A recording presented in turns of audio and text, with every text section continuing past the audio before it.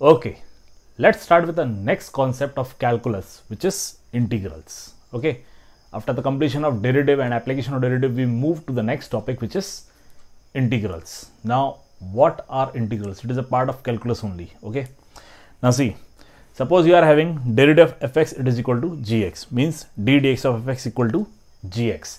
Then in this case, what you say? You say that the function g, it is the derivative of function f with respect to x. Okay, function g, it is the derivative of function f with respect to x. Okay, but in reverse, we can say that this function f, it is the antiderivative of g with respect to x. Okay, in this case, we say that f is the antiderivative of gx with respect to x.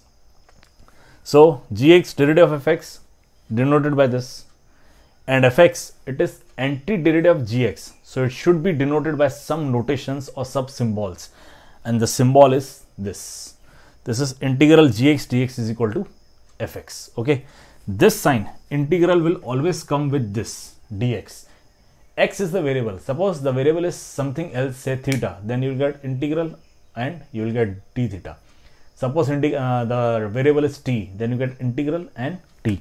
Means this sign, integral sign, will come with d and some variable, dt, or you can say d theta, or you can say dx, you can say dy also. Sometimes it may be dy also when we integrate with respect to y. If it is dt, means we are integrating with respect to t. If it is dy, means we are integrating with respect to y. If it is theta, it means we are integrating with respect to theta. Okay, like here, d and the denominator you get dx or d theta or dt or dy, means derivative with respect to x. Here it is integral with respect to x. Okay, so integral gx dx is equal to fx, means integral of gx with respect to x, it is fx. Okay, clear? This antiderivative means fx, which was known as antiderivative, it is also known as primitive. It is also known as primitive or integral of gx. Means gx, it is a derivative of fx, and in return, what is f?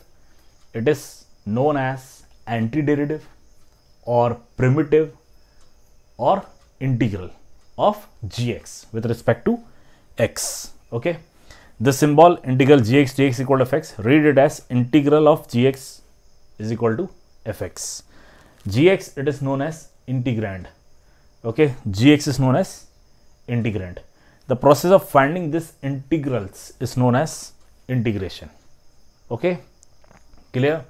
This is about integrals. Now we are having derivative of fx, it is equal to gx. So derivative of fx plus k, where k is a constant, it will be also gx, because here you will apply u plus v rule. Okay, you will apply u plus v rule. When we come to u, means derivative of fx, we get gx, and when we come to v, that is derivative of constant k, we will get 0. Okay, in short, what we are getting? We are getting gx. We are getting gx. Okay, so derivative of fx plus k, it is equal to gx.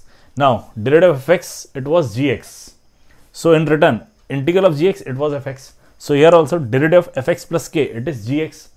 So in return, what we get? Integral of gx, it is fx plus k. Okay, clear?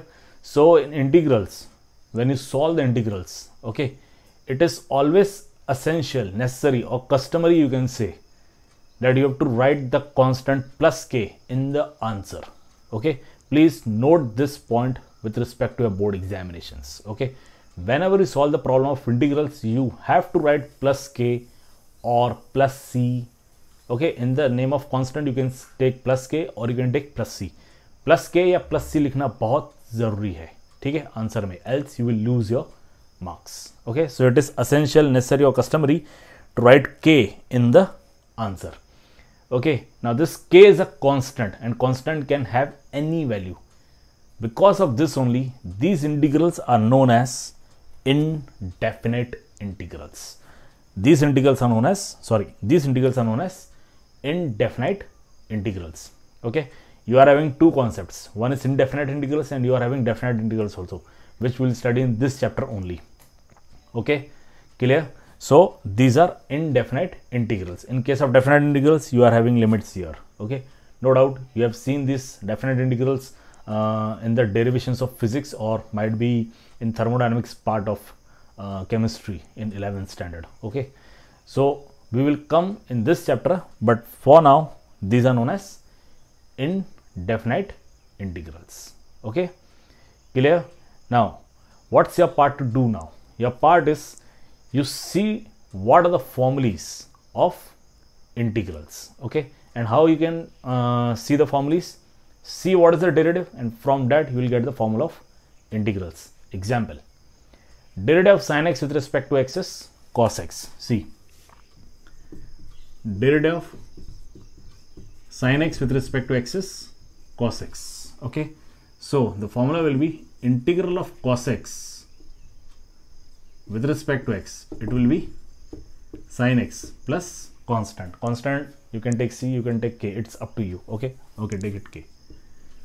Okay, so derivative of sin x was cos x. In the written integral of cos x, it is sin x plus k. So you have to find out these formulas. Okay, is this clear? Please note it down.